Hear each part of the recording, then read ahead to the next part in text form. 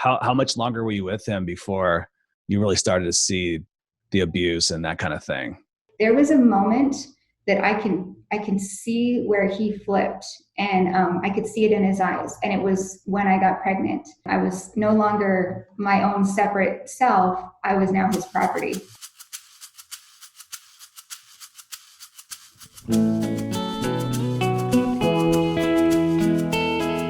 Hey, what's up, HSPs? It's Steve. Welcome back to another episode of the HSP Experience. It's July 28th, 2020. And that clip you just heard was from September Burton, who I have an interview coming up in just a few minutes with her. But first, a little housekeeping.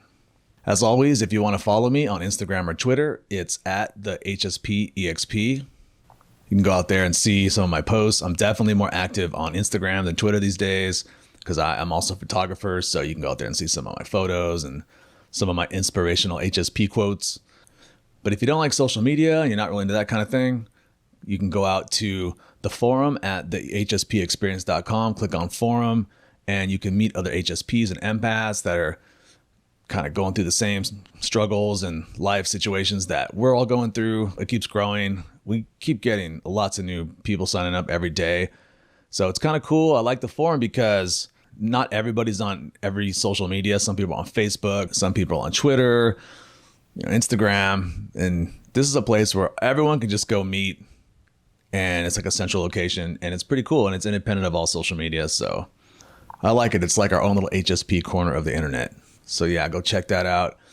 And I also wanted to mention once again that if you want to be on the podcast and share your HSP experience, just go to the hspexperience.com, click on contact. I would love to hear your story and just what you're going through as a HSP. And I really want to talk to HSPs and empaths that have been in relationships with narcissists and have suffered narcissistic abuse and then come out the other side and survived. I think those are stories that really are beneficial and helpful for our community because it's kind of like an epidemic in the HSP empath world. So I want to get those stories out there. So if you have a story you'd like to share, hit me up. I'll put you on the podcast. Okay, well, that's enough housekeeping. So I just want to talk about September Burton real quick. She has her own website. You can go check it out at septemberburton.com. And she is a survivor of narcissistic abuse. She helps women to overcome those situations. She empowers women. She's a speaker. And I really recommend you contact her if you can relate to her situation. She's also an expert in nutrition and how that relates to fertility. So, September does a lot of things. She's pretty cool. You're going to love her. I had fun talking to her. So yeah, go out to her website, contact her. I know she's also on Facebook and a few other places. So yeah, her story was pretty compelling and it's pretty interesting. And the sad part is it's not that uncommon in the HSP empath world. So listen carefully and hopefully you can learn if you're in that situation, just sort of the signs and what to watch out for and how sinister these narcissists can be and how dangerous the situation can get. All right. So without any further delay, here's my conversation with September Burton.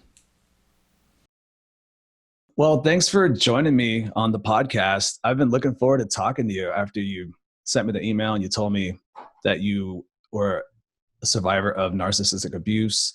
And I totally want to hear your story because it sounds like you've turned your trauma experience into, helping others. And it's like a purpose for you now. I think that's the gift. I think there's always, every trauma that you experience, if you look for it, there's always a gift. There's always something positive that comes out of it.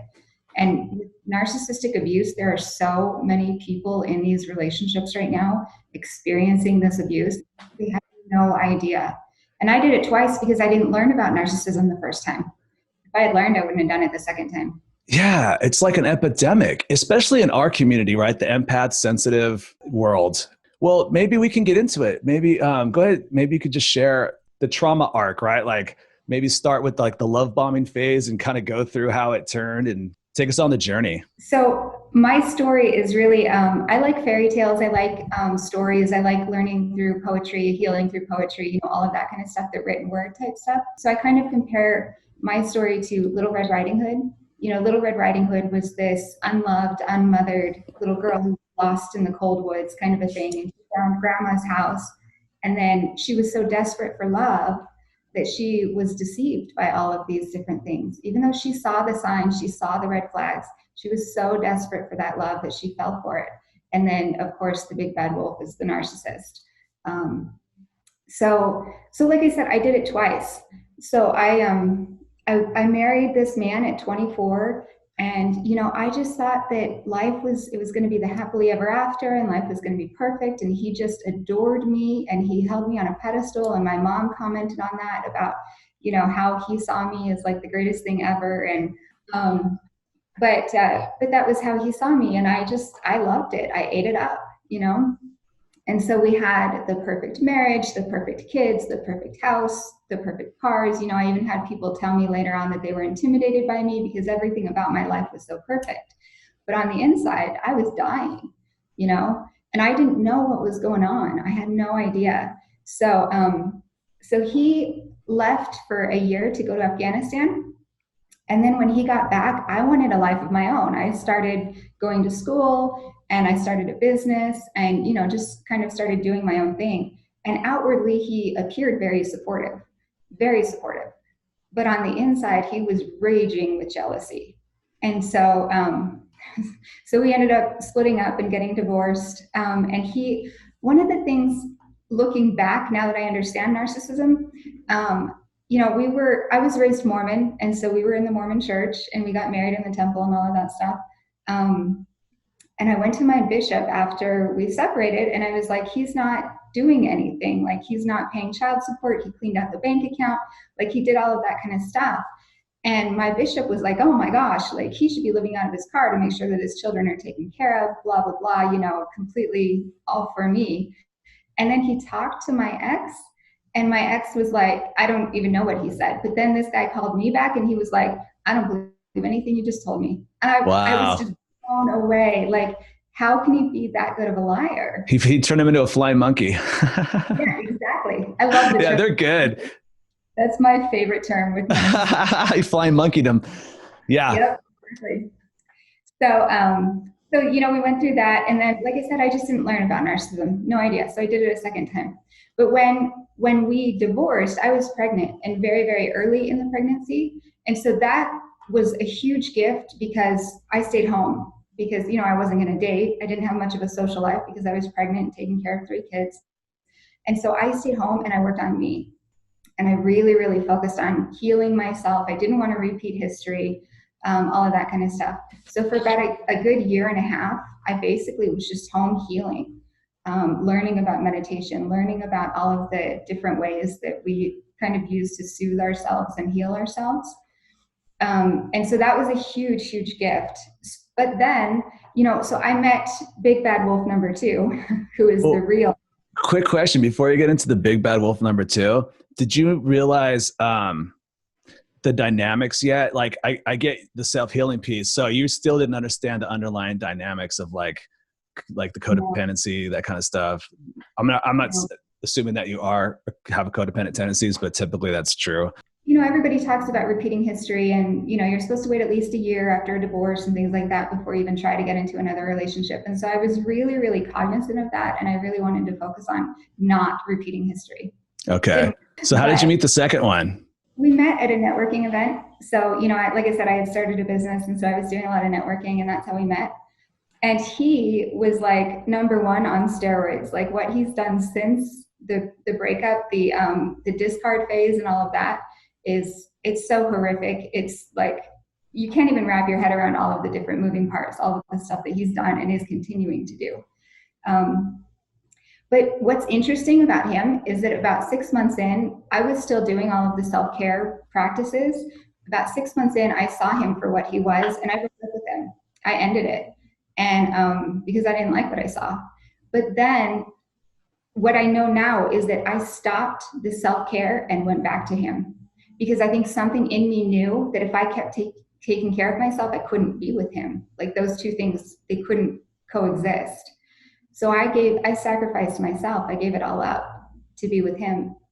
Real quick, what's interesting about that dynamic or that self-care where you give it up and you go back, that's almost like an alcoholic relapsing, right? When they stop doing what they're supposed to do, they go back to the bottle. It's like people that can be addicted to other types of people, yeah, they can go back. Like it's just an interesting parallel, right? Yeah. Yeah. Yeah, that's a really good analogy. And it's so true because the narcissists do addict you to them. Like you Yeah. literally are addicted to them. So that's something that I've learned along this journey. It's just crazy. It's hard to process. It is the fact that we can be addicted to people. They're like Yeah. human heroin dispensers or something. I just cannot believe sometimes the ability of these people to ensnare people, just like heroin does with the drug addict. How did you figure out he was a narcissist? What was your aha moment where you're like, oh, this guy is a narcissist. I got to get out. I didn't leave. He left. I was so in the delusional world of we're still better off raising these kids together. Emotionally, I had left him a long time before, but because I was just done. I was sick and tired. I thought you said you left and then you came back, though. Did you know he was a narcissist at that point? No, I still haven't. Okay. Gotcha. Now, I think if I had been able to put a word to it, if I had been able to put narcissism to it, I probably wouldn't have gone back. Okay. But, no, I still didn't know anything. I didn't learn about narcissism until after he left the home, which was a year ago. So I gave up the self-care so that we could be in a relationship. I went back to him. And then when I started the self-care again, which was about probably 6 months before he left the family home, that's why he left, is because I started taking care of me again. I started focusing on me.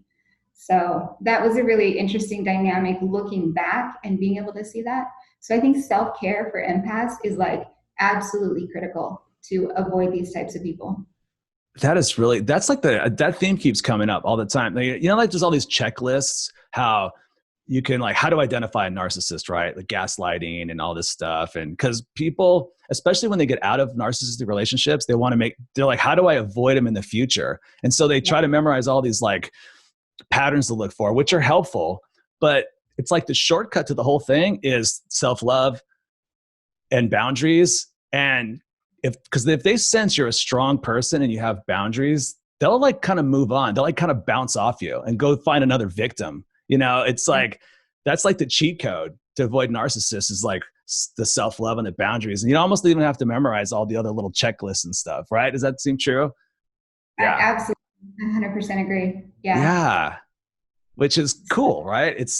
Because people are always asking, how can I stop attracting narcissists? It's like, well, go work on yourself and that dynamic will just disappear. There's a book on Audible called Warming the Stone Child. And I think that it's all about, she doesn't use the word narcissist or empaths or any of those kinds of things, but I think that it's all about empaths and how we started out. I have a theory, this is my personal theory, that empaths and narcissists are actually the same. We actually experience the same types of trauma in our, early days that triggered something in our brains. But I visualize a fork in the brain, in the synapses, where you can go this way and you become a narcissist, or if you can go this way and process your trauma this way, then you become an empath. So, but I really think that we are the same. I 100% agree with you. Yeah. So do you see codependents and empaths as being the same thing? No, but I see a correlation because almost all the empaths that I know have codependent tendencies. When I think of empath, I think it's the most highly sensitive type of HSP, but we have a tendency to be super codependent just because of our empathy and our willingness to stick around, and see the good in everybody. We're just naturally kind of have a predisposition to codependency, I think. But I think that tendency to see the good in everybody is really about lying to yourself. And that's a lack of self-love issue. And, that's definitely a trap that I was in the whole time that I was going through all of this. But that's a lack of self-love because you're not willing to see the red flags. And if you're not willing to see the red flags, you're basically just damning yourself. You're going to end up going through hell if you ignore those red flags. Yeah, but back to Warming the Stone Child, that's a great book that I think empaths should read because it talks about how you become an empath because you weren't mothered. And so you're sort of a stone child because there's a coldness there. And you're seeking the warmth from another person. That's codependency, It's a good one. Okay. I think you have to listen to that one, but it's definitely worth it. Definitely a good one for any empath. to get on. So in your story, you left and came back. You didn't know he was a narcissist yet. So now you're back together. Did it start getting worse? Like, how much longer were you with him before you really started to see the abuse and that kind of thing? Well, the relationship was 5 years, and that Okay. first breakup was only 6 months into the relationship. So it lasted quite a long time after that. He asked me to have a child with him. You know, I already had kids, but he wanted a biological child. So he asked me to have a child. We had a daughter. And there was a moment that I can see where he flipped, and I could see it in his eyes. And it was when I got pregnant. I became his property. I instantly, as soon as I got pregnant, I was no longer my own separate self. I was now his property. And I saw it in his eyes, haunting vision, you know, of that moment that I have. That is really unnerving. That's creepy. He still views me as his property. We've been separated for 1.5 years, and I am his property. That's why I'm in hiding. I'm still in hiding. So, yeah, it's hard. It's creepy. That is interesting. So what is that? What is that property thing? Like, well, what do you think that is? I don't know if that's a true narcissist thing or if that's something else. Or, I mean, that may even get into sociopath or psychopath. Yeah, the way you're describing him, he's definitely starting to get into sociopathy area. It sounds like malignant narcissist, but there are degrees. There are definitely degrees of like this. But this second guy sounds like a legit pathological narcissist, cluster B, NPD level. The first guy was probably, but some of them are like baby narcissists. They're still learning their skills, you know? And then there's like the ones that are like black belts. Yeah. My therapist regularly says, "Oh, he's good. He's good." Oh yeah. Oh, here's one thing I've noticed too. You definitely have to be a pretty highly empathic person, probably very highly sensitive, because I've noticed this, and you're an ENFP, right? Yeah. Okay, so it's usually NFs. I've noticed women at your level of sensitivity, like the super high level empaths, you attract those. It's like you're the highest level empaths attract the highest level narcissists. Yeah, like the real deal ones, like the oh my God, the ones you can't get rid of. They stalk you. He's still stalking. That's why I'm still in hiding. So he just won't leave. That is weird. So did he go through discard phase with you? Yeah. Yeah. So he's an attorney. So he spent 7 months building a case against me before he left so that he would get custody of our children. He spent literally 7 months building a case while sleeping next to me, telling me he loved me, all of that stuff. And that says a lot about me. Like, I take that responsibility. Like, I should have known, and I think I did know, but there's that holding on to love thing. So, when I go back and look at journal entries and things from that time frame, I'm like, I've just realized that I'm never going to get to be happy, but at least my girls can be happy. I can be there for my children. Did he get custody? Did he actually get custody? How is he as a parent? Is he not pretty narky with his kids, or does he, like, what's the dynamic there? Or do you think he's doing damage with them too, to their psychology? So they're babies right now. Okay. My older one is almost 4, and then 2-year-old twins. So they're so young that they're dolls to him. They get him a lot of attention. They feed his ego. So, for now, it's okay. Once they start to develop their own opinions and their own, things like that, and he's going to smash them. And that's going to be hard. So I'm hoping that something happens to turn this all around before then. Well, he's going to basically create a little codependence or a little narcissist. Yeah, like whichever way they go. Rosenberg talks about in that human magnet syndrome, he talks about how this is something that's passed on like a baton between generation to generation. These dynamics, these codependent and narcissistic dynamics. But I have this theory, a couple of theories. One, I think that the reason that empaths are coming out, because most empaths are introverts, right? Like, they stay home, they keep to themselves, they stay in their shell, things like that. I think that the internet is the reason that we're getting all of this momentum, and we're learning so much about this, because people started speaking out, and they started speaking out on the internet. And then people started to realize, I do have a tribe. I do have people who understand me. And so they even if they're still staying home, they're still finding their tribe on the internet. So their voices are getting stronger and stronger because they realize they're not alone. I totally agree with you. Yes. Like I just interviewed somebody, it's out today, I think. She's 23, she's an INFP, and she already knows about like attachment styles, codependency, narcissism at 23. Could you imagine knowing that? So these younger people are like getting, like your story is going to help a bunch of people, like getting Yeah, I this hope stuff so. out. Yeah.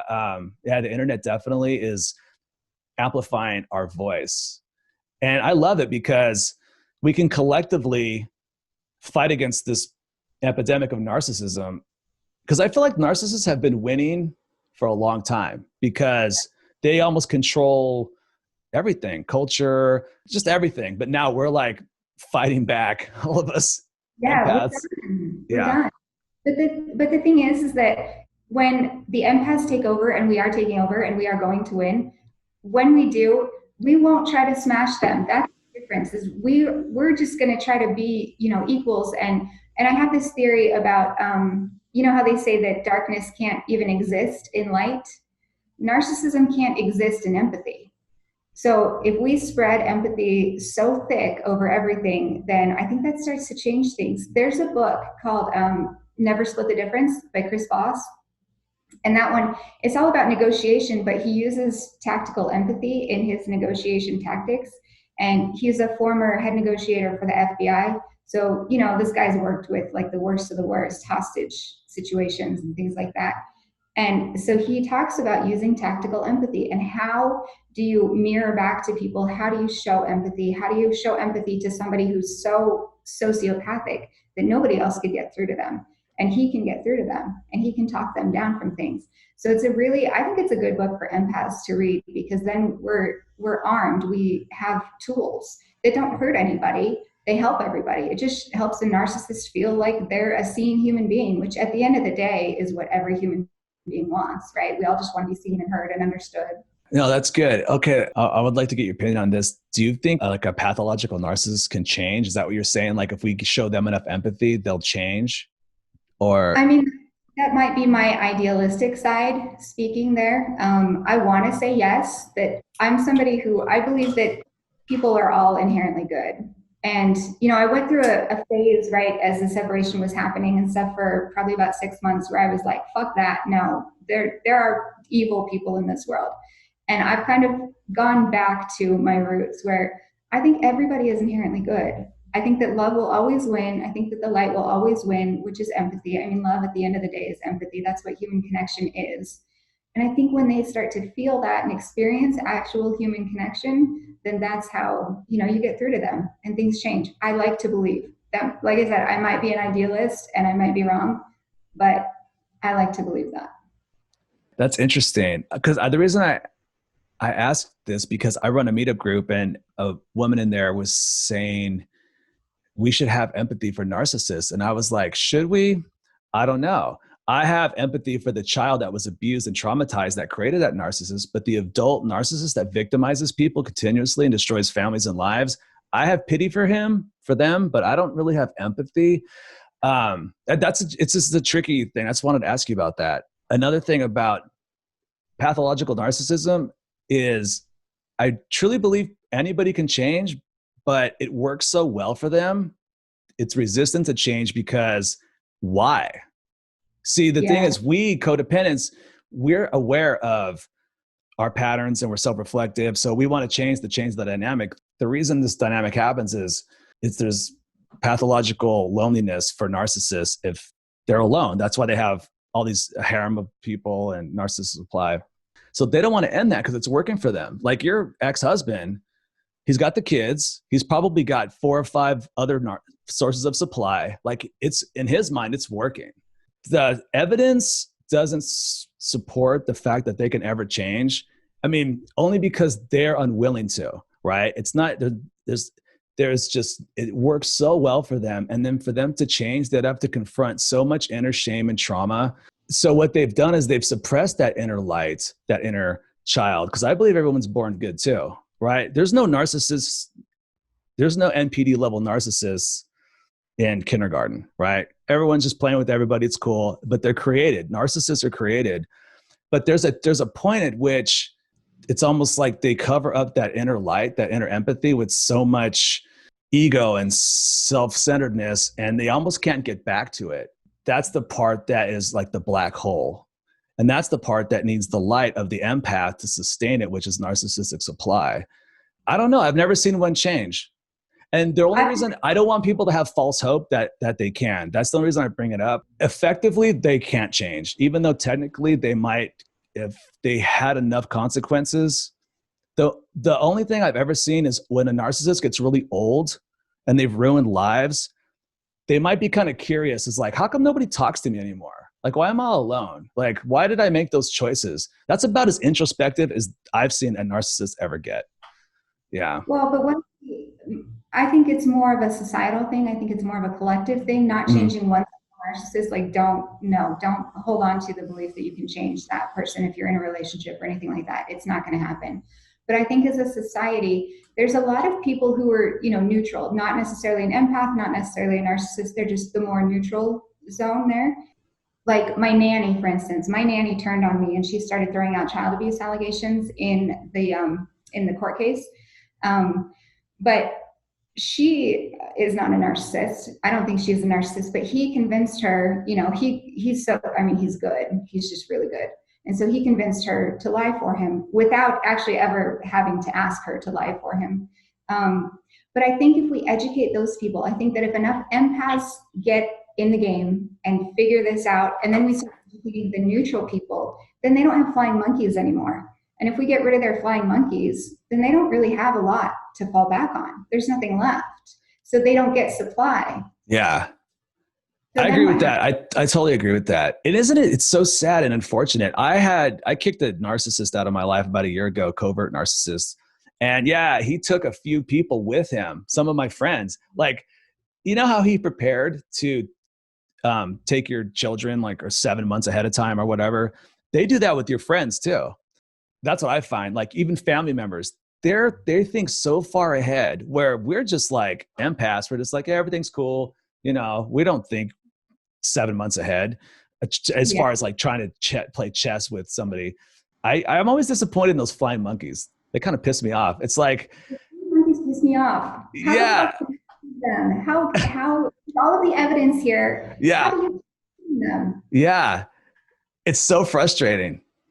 My first husband, so I wrote an ebook and put it up on Amazon, and his friend went on my Amazon thing and wrote this negative review about how I took everything and I destroyed his life and I'm a horrible person. You should never buy this book because I'm a horrible person.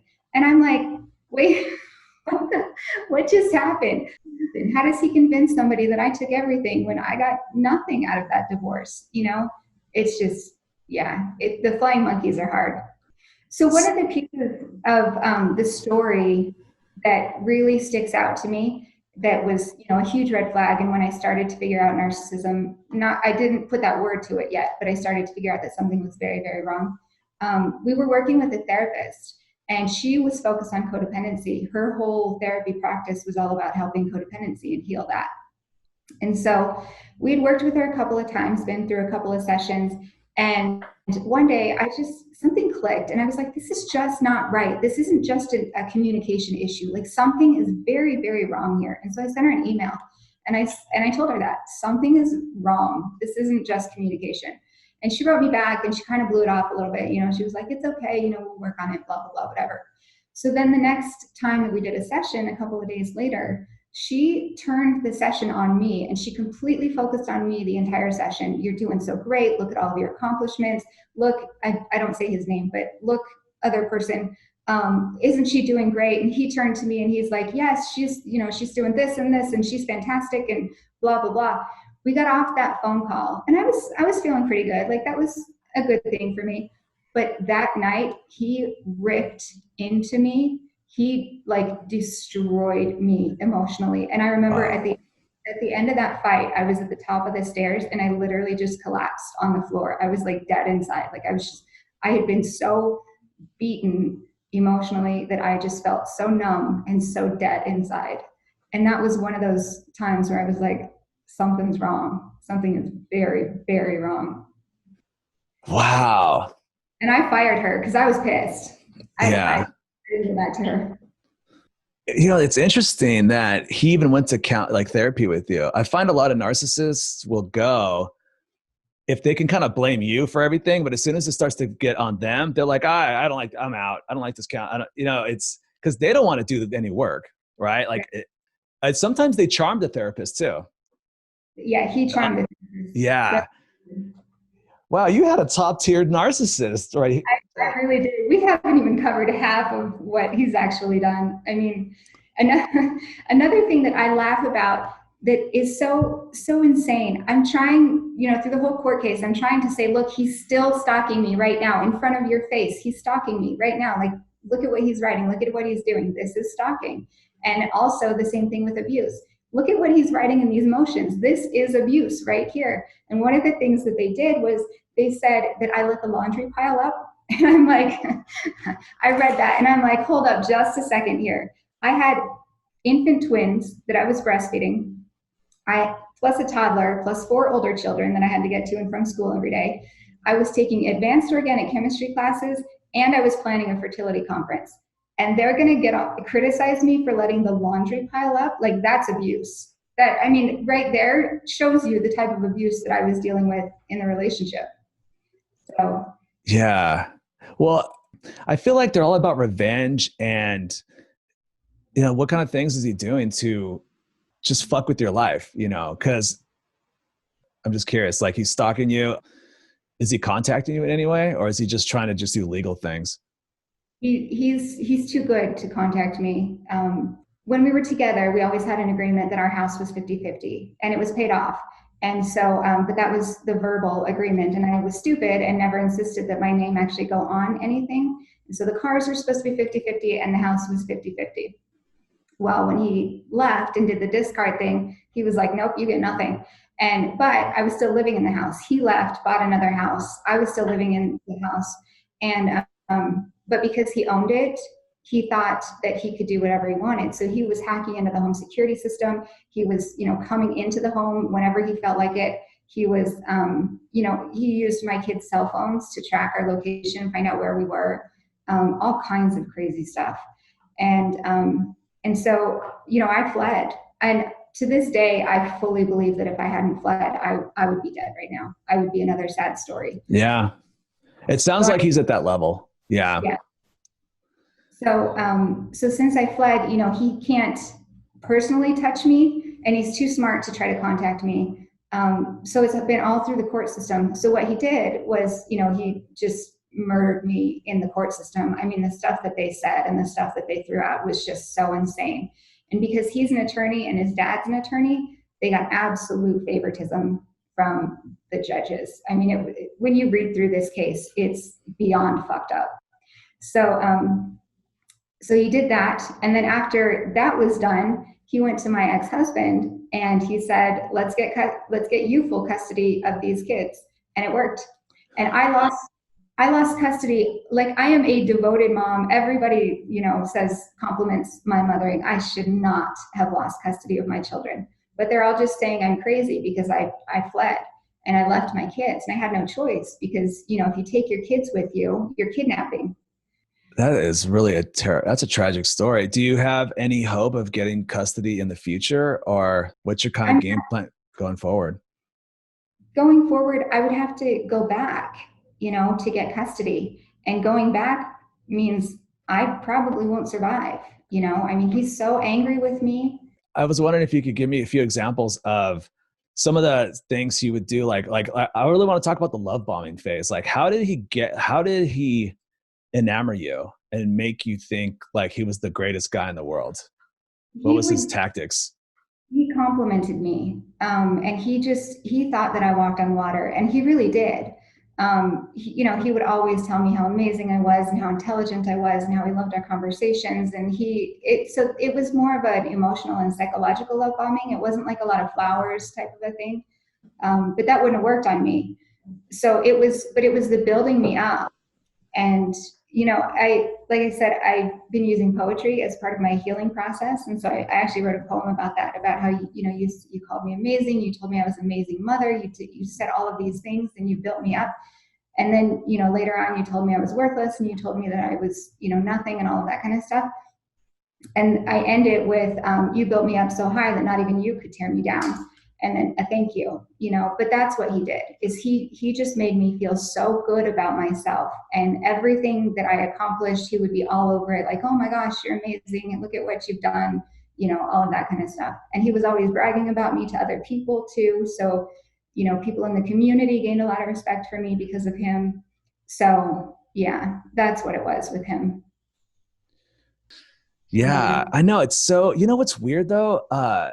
This is the part that's tricky. And I want to ask you about dating in the future later, but I want to talk about this piece because I was in a relationship recently, and it starts off the same way. Like a healthy relationship kind of starts off the same way because you're complimenting each other, and it feels narky sometimes. Like if you date, say in the future, and you meet a cool guy, he's probably going to say a lot of the same stuff. Like, oh, you're so smart, you're so beautiful. And he probably means it. But the difference between a narcissist and a healthy person is there's not a switch, right? Like they're going to keep saying that for the rest of your life, hopefully. So I don't know how, are there any red flags looking back that you could tell somebody that, say, out of narcissistic relationships, they've done some self-work and now they're out there dating again? Do you feel like there's anything people could look for? Because it really feels love bomby, even in a healthy relationship to start, that I find anyway. That's really interesting. And I haven't even started the dating process again. Yeah. Right now, but I don't know. I think, yes, there were red flags. And I've thought about that a lot. Can I write them down and like bullet point them? Not really. There were just those moments where I just knew something was off, something was wrong. A lot of people warned me. Wait, even in the love bombing phase, it still felt off? Yeah, things felt off. Because it was like maybe too much. It was like too much, too fast. Maybe that seems to be one, or maybe sort of a red flag. No? I mean, we moved in together for, we've been together over a year before we moved in together. And I got pregnant. Nothing about the relationship seems like super, super fast. Okay. I was just curious because sometimes love bombing can be a little, if they're not good. See, your narc was really good. He was some of the less adept ones, their love bombing is inappropriate for the level and the stage of the relationship at the time. So it seems a little too fast. Yeah. So some women will be like, whoa, we're going too fast. But the smart ones know how to control that. Keep it, right? They know how to push it along, but keep it where you don't get your alarms go off. Yeah. Yeah. Okay. The first time that my dad met him, he had come into town. My dad had driven into town and was only there for the evening. And this guy ended up leaving my house just a few minutes into my dad being there. I think we'd been together, I don't know, less than a year, definitely less than a year. And so he should have been excited to meet my dad and, wanting to meet him. Well, he just ends up leaving. He threw this little temper tantrum and left and then I still have an email that I got from him later, like explaining. And in the email, it's so narcissistic. It's like, well, I wasn't the center of attention, and so I didn't want to be there. Normally I would suck it up, but you just didn't want me there. And now knowing what I know, I'm like, oh dear God, like how did I miss that? And so my dad warned me about him. My dad was like, are you sure about this guy? And now, my dad's like turned and is like, I think you're crazy.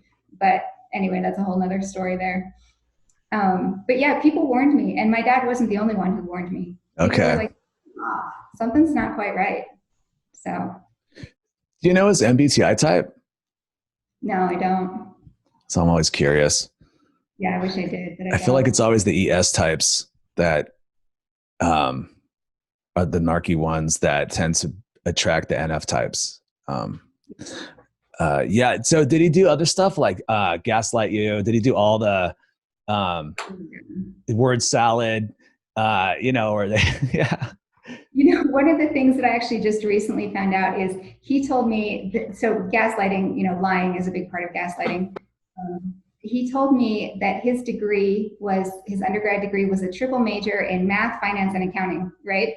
I just a couple months ago found out that his undergrad degree is in business. And I'm like, what? So, but that's the kind of stuff that they do, you know? Yeah. Yeah, it's almost like they lie even when they don't need to lie. They just lie. Like it's They, everything. Yeah. they don't know what the truth is. But for other gaslighting, like he made me believe that I was crazy. And I literally believed. I remember one day we're in a fight and I said, I'm losing my shit. Can you see that I'm losing my shit? And he looked at me and he goes, yeah. And that was it. Oh, Like, that, you know, that that is reactive abuse. It's called reactive abuse. I just found out about it. It's a thing. Yeah, that's that what you talk about where they push you and push you and you react and then they're like, see, you're the crazy one. You're the one always reacting. Yeah. And well, it's like, but because everyone has a breaking point, even empaths, eventually we're going to be like, fuck you, you know, maybe throw some stuff or whatever. But they pushed you there and now they're calm. They're just like, see, I told you, you're the crazy one. Yeah. yeah. What happened with him was he started to go into fits of rage. And so he started to get a little bit physically abusive and do some stuff. And I think he saw that and he knew that if he kept doing that, then he was going to have some severe consequences. So he, being, you know, a psychopath, really stopped his emotions from being able to get to him. And then he turned it on me. And so he started pushing and pushing and pushing and the gaslighting and all of that stuff. And then what he did for those 7 months was he recorded me all day, every day for 7 months. So he's got thousands of hours of recordings. Oh, you kidding me? What is it? Was it just like audio? Would he like set his iPhone down it's in like some clandestine place and just record you? Yep. Wow. Yep. Wow. That's crossing lines right there. But so what he would do is finally at the end, I started to snap. And now I know that that's trauma brain and that's, what's it called? Retaliating victim behavior. And so, you know, at the very, very end of the relationship, like I snapped and I would get drunk and I would get drunk intentionally. I would look at the clock and at 4:30, I knew he was going to be home at 6. At 4:30, I started drinking because I just couldn't handle him anymore. Mm-hmm. And so that didn't last very long because I'm too much of a health nut. And I was like, I can feel that what this is doing to my body. So it didn't last very long at all. But the alcohol, because of the alcohol, he was able to push me past my breaking point. And so in some of those recordings, like I'm screaming, I sound like a raging bitch. But then I've taken those and I've transcribed them. And when you just look at the words, it's like, holy shit, he's emotionally abusing her. Like one of them is like, I'm saying, why are you being so mean to me? And I said, why can't you just be nice? And he said, because I've tried that and it doesn't work. And I said, I don't remember. I don't remember the next one, but it ended with to just simply be nice. And he's basically saying it doesn't work. And it's like, it doesn't work for what? What does that even mean? Like, what is controlling me? Like, what is that? I don't know. I don't know what that means. But so that's, and then I slapped him across the face a couple of times, and you can hear that in the recordings. But he, you know, he knew exactly what he was doing. He knew exactly what to say and how to push my button to get me to snap. So, but there was always alcohol involved. He couldn't get me to do that if there was no alcohol involved. So. Yeah. It's so interesting. I can relate to that. Some of my most enraged and non-empath moments have been when I've been drunk and I feel like I've been pushed. And because our prefrontal cortex is kind of subdued, so we don't have that break, and it's just like we'll say crazy shit. So I can relate to that. You know, it's funny. I almost feel like this is sort of a tangent, but I think alcohol is kind of a very low vibration kind of energy. We drink it, and I almost feel like it can make empaths do almost narcissist, like act like a narc sometimes. You know what I mean? Like we can be impulsive. I don't know. I feel like everything I've ever done that was against my values and against everything I stand for, I was drunk. It's like, and it was almost, some of it was kind of narcissistic where it was very selfish and self-centered, you know, at times. But then when I sober up, I'm back to empath Steve. Or like a narcissist, they're always a narcissist, whether sober or drunk. So I've been really like I've been cutting alcohol out a lot because I don't know, if I want to be the highest, most sensitive empath I can be, I feel like alcohol is not really in the picture. Yeah, I completely agree. Yeah, I'm not anti-alcohol, but it just lowers my vibration to the point where I'm not really as sensitive as I can be. Yeah, Yeah. The best times in my life have been when I've just completely quit drinking and don't drink at all. same, Yeah. 100%. Well, and it makes sense because as HSPs and empaths, well, it's just even the HSP part, our nervous system, when we drink, what does it do? It anesthetizes our nervous system. So just by default, we're leaving our empath center, right? We're going to a different place. It's just interesting how alcohol affects people. It's almost like if you were to go into a lab and try to make a liquid that makes people act narcissistic, it would be alcohol.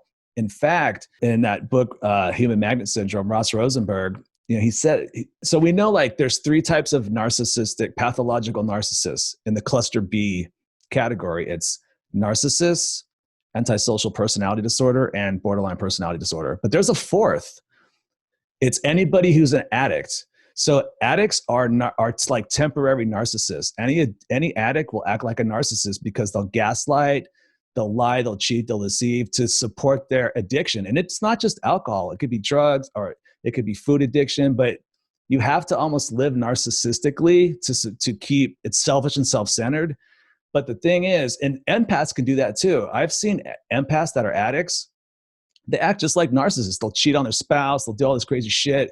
But once they recover and they sober up and they work on their issues, they're back to like sweet, nice empath mode, right? But if you look back at what people do and they're in the grip of addiction, it's super narcissistic. So he includes addicts as narcissists, but it's like a temporary thing. If you can get them cleaned up, they're fine.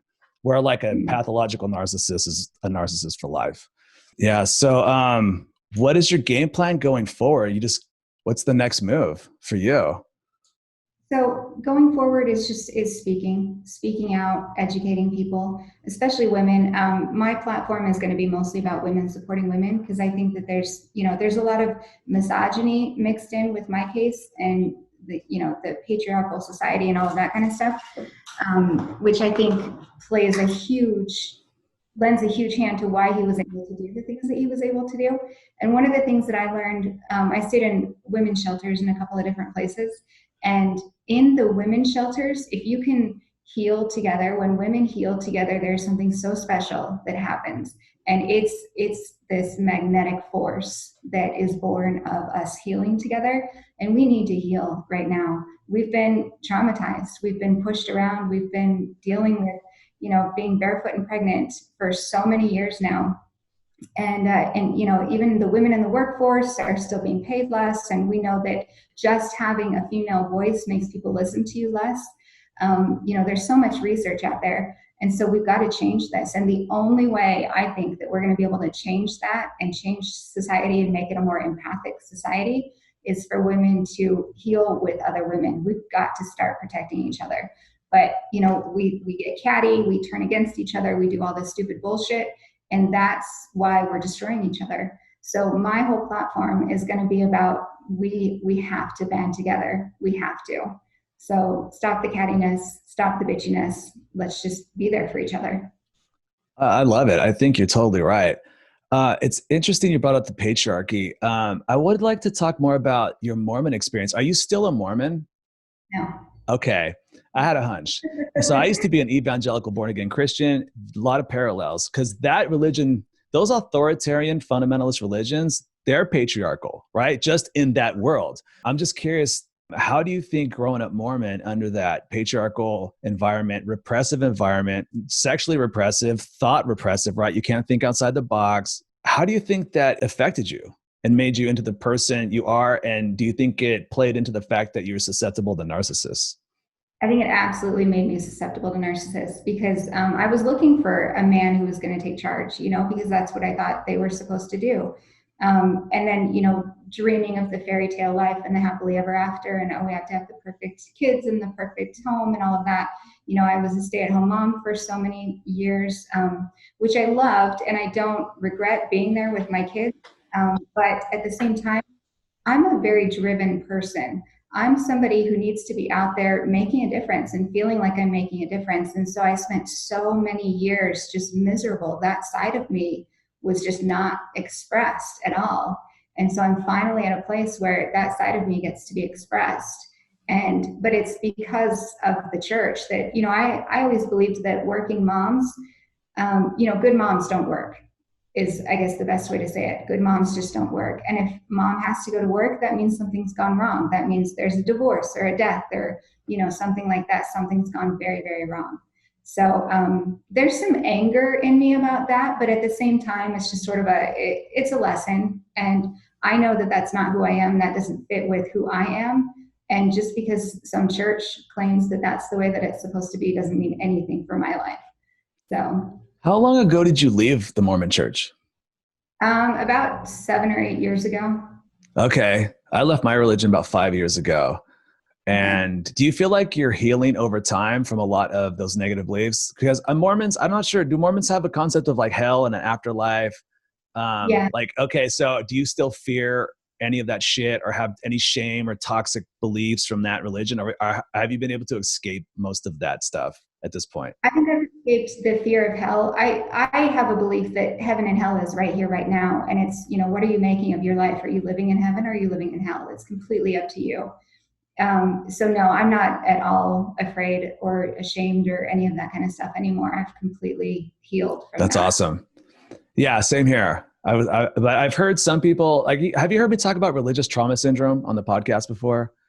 No, I don't think so. There's something called religious trauma syndrome, and it's a form of complex PTSD, and it's a real thing. Dr. Marlene Weinell, she's the one that just kind of discovered it and promoted it. It's so weird because my religion basically turned me against myself and kind of made me hate myself. And then when I got free, I was like, oh, I love myself and everybody. It was like the opposite of what they sell you, Yeah.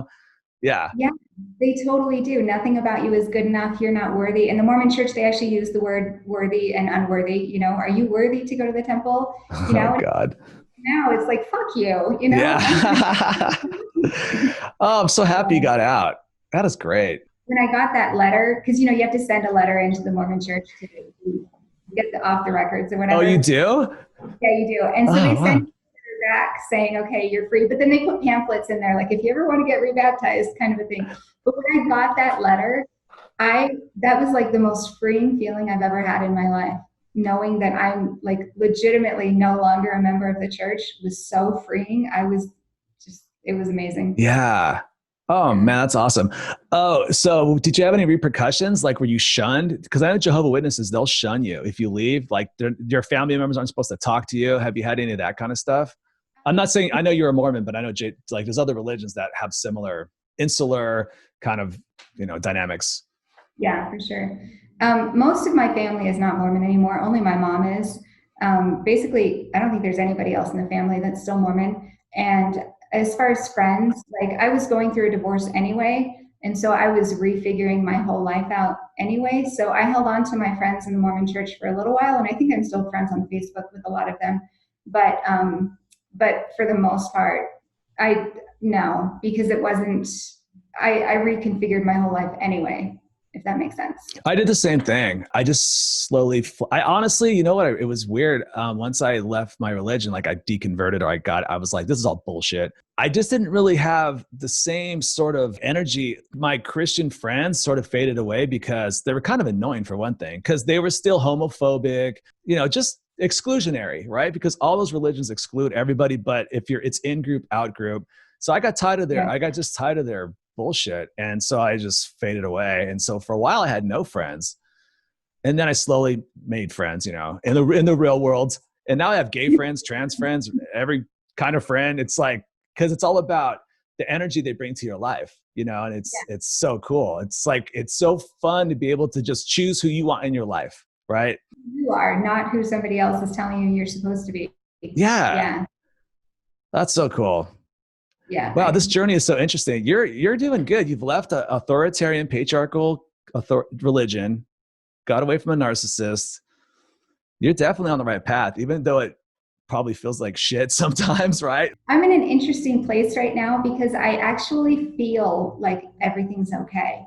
Like, literally yesterday, I lost custody of my 4 older children. But there's something in me that's like, everything's okay. and it's the physical hasn't yet caught up with what I feel in my mind and my heart and my soul, if that makes sense. But it's going to. So it's just to be patient, just hang in there. Everything's going to turn around. So I don't know how it's going to happen, but I just feel okay.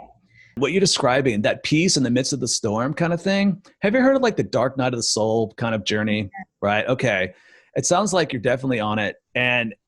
But it's always like a tearing down of the old life almost to nothing. It like, at least externally. And then it's like a rebuilding of this new life that you create. And one of the things I know for certain that is coming out of this whole situation is I'm going to be a much better mother. When I'm back with my kids, I'm going to be a much better mother than I was. Not that I wasn't already a good mom. I have a lot of confidence in my parenting, but I've changed. And when you're going through hell situations, you know how you have those like pleading with God kind of moments. Over the past couple of months, what those have really turned into is, dear God, if you bring me my children back, I will teach them empathy. Like I will hammer empathy into their brains, because I think that that's so much more important at this point after the experiences that I've had with narcissists.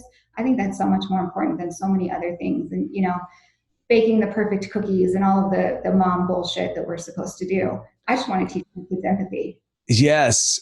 Empathy. And, it's funny. I feel like kids are naturally empathic. I feel like unless somebody interrupts that process. But one thing, not only along with empathy, I think is really good to demonstrate and teach is the self-love stuff, right? So they don't attract narcissists. It's like, love yourself. Don't let anybody make you feel less than, because I have a daughter, she's 12. My fear is she's going to attract one of these narcissists one day. She's an HSP, so she is super empathetic. I just want her to make sure she loves herself. Like, maybe we could talk about this really quick. Like, what do you think is the key to not attracting narcissists? Like, is it you love yourself so much you won't put up with any bullshit? Like, for example, narcissists, they boundary step, right? They test your boundaries. Well, someone with strong boundaries and self-love, the first time a narcissist crosses a boundary, they're going to say, hey, back off, buddy. Maybe you can explain a little bit how you would teach or tell a young person, a young woman, or even guy, like what to look for. It's about the self-love thing. And in that book, Warming the Stone Child, I don't know if it's in Warming the Stone Child or Women Who Run with the Wolves. They're the same author. But she talks about how somebody who's been properly mothered and somebody who has that internal fire, I guess, and warmth, they won't stand an abuser. They won't put up with it for a minute. And so I really think that it goes back to the self-love, and it goes back to lighting yourself up and knowing what your needs are. You don't put up with it. Yeah, not putting up with it. See, it's like we have to learn that skill, a lot of us, like as adults that would say attracted narcissists, but it would be so cool to raise kids that already had that, what you just described. I hope it's not inevitable that people have to attract these narcissists in their lives. I don't know. It just seems it shouldn't be, right? And I think that the more that we get out and educate the neutral people, I don't know a better term than the neutral people, but get them so that they don't get caught up in the snares of the narcissist, then it makes it easier, I think, for the empaths, or it will make it easier. But the family court system is completely destroying children and turning children into narcissists, really. Because when you take children away from a loving mother, like, there is something very, very wrong there. And what is that going to do to these kids, in the long run? And so I think that the family court system, it's their final straw to try to control women and to try to keep the empaths down, because most women wouldn't run away from their kids like I did. Now, I did it only because, like I said, I fully believe that it was a choice of, are they better off with a mother who's far away, or are they better off with a mother who's 6 feet under, and so that was really the choice that I had to face. But most women wouldn't run away. They would allow themselves to be controlled, and they would play the part and they would play the game. So the first place that I went to when I ran was Hawaii. And less than a week after I got to Hawaii, I hadn't really made any friends yet, but I wanted to start getting out and doing some things. And so less than a week after I got there, I went to a bar one night, and this guy comes up and sits down next to me. He orders a drink, has an interesting accent. And so I asked him where he's from, and, we strike up a conversation. few minutes into the conversation, his wife comes over, and I felt this immediate connection to his wife. Like there was just she was a special person I knew from as soon as she walked over.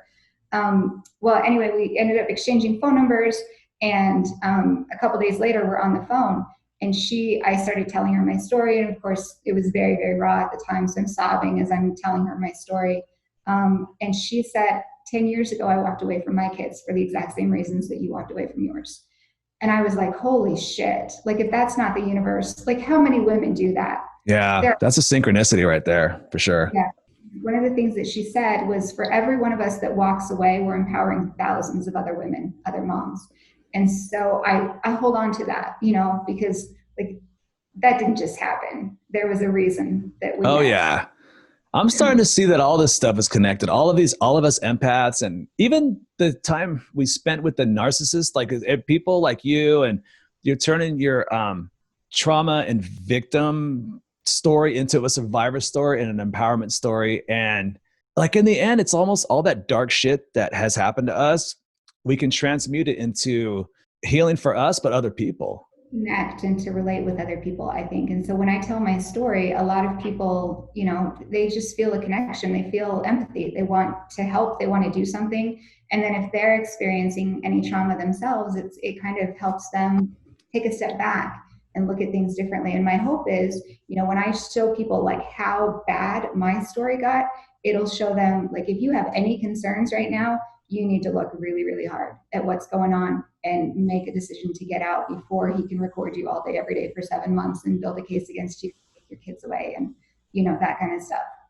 One thing I've noticed too, I know you're not in this place yet, like dating again, but one thing that I've noticed is a lot of women that, well, I guess we can say most genders, but it seems like I mostly talk to empath women, is so they leave a narcissist, they do some self-work, they go back out there, but and they might even find a guy that seems pretty cool, but if he does anything that has a sniff of an old trigger or an old pattern, they think he might be a narcissist. But he might be a good guy, but maybe he might sort of seem love bomby, but he's just super in love. Like I find a lot of women, it's like hard for them to tell the difference. And narcissists destroy long after you leave them, because they can destroy future relationships, because it's easy to be with like a non-narcissist, but project narcissistic behavior onto that new relationship if they do something that's even sort of what the old narc did, and it can cause problems, and that new person could leave.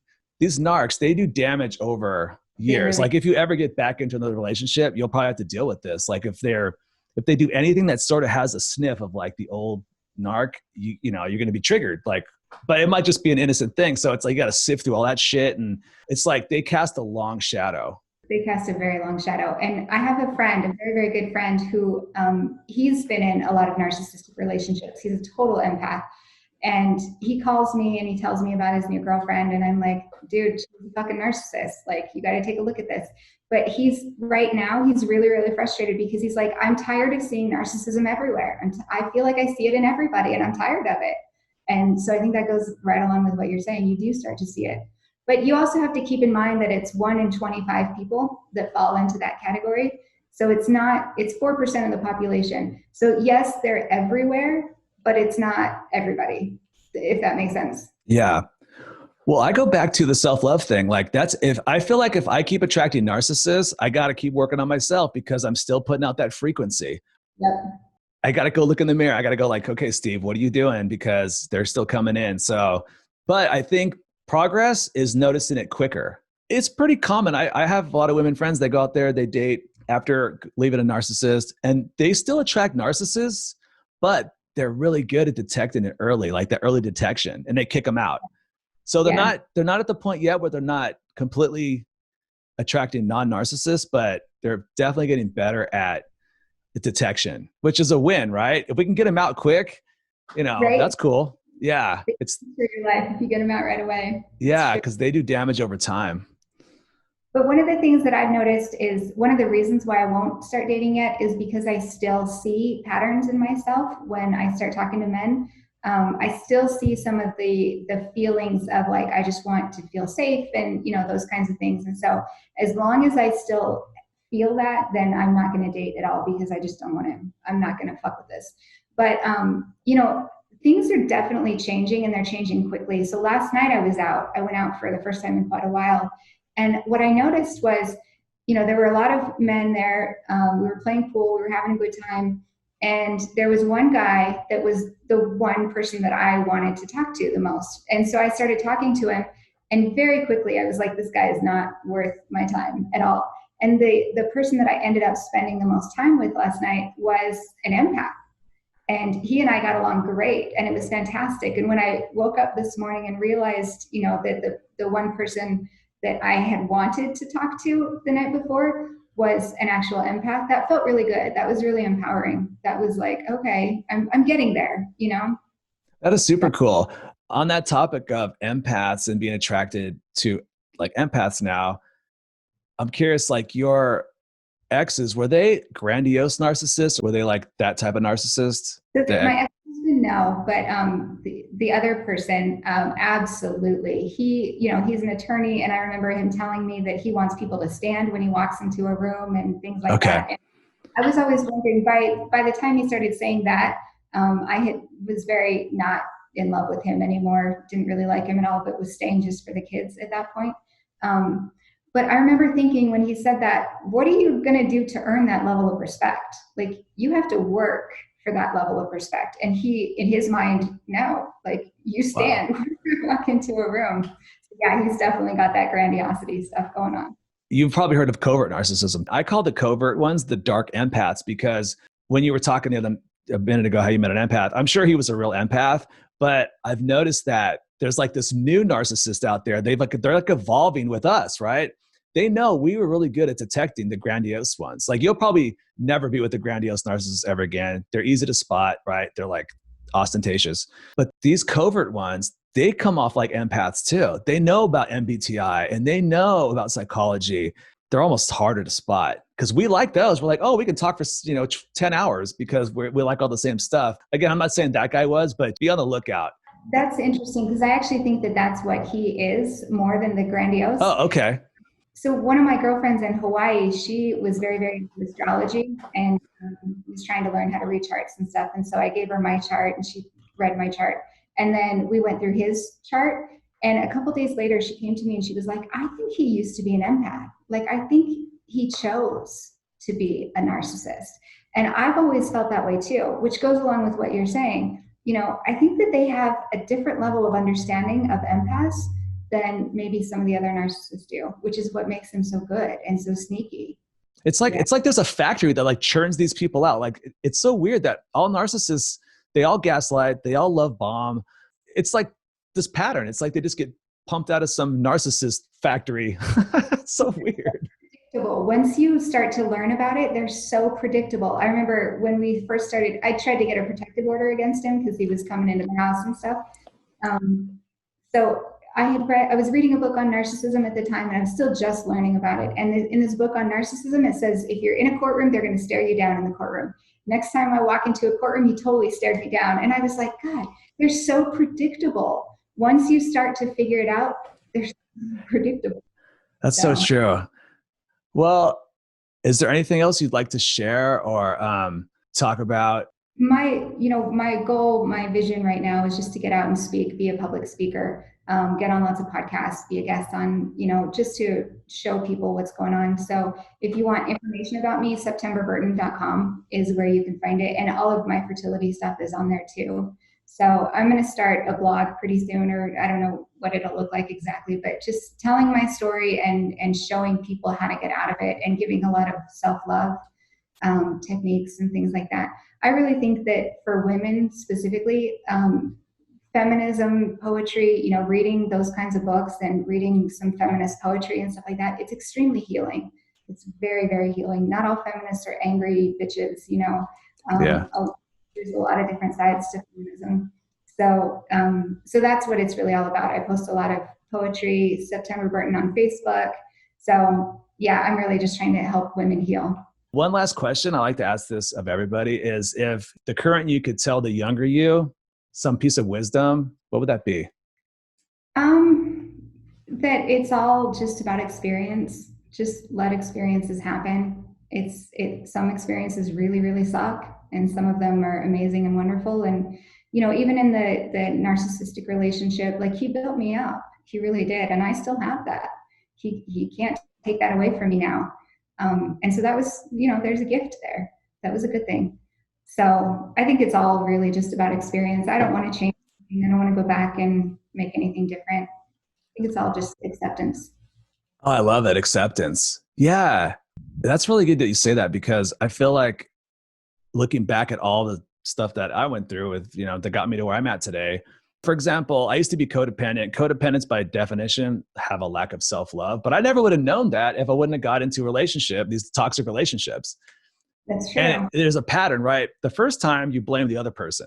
The second time you're like, I don't know. The third time, like I started looking at Steve, but I never would have looked at myself if it wasn't for these shitty relationships. And then that set me on my path of inner healing and all that stuff. So yeah, in the end, it's all good in retrospect. Yeah. It really is. It's all good.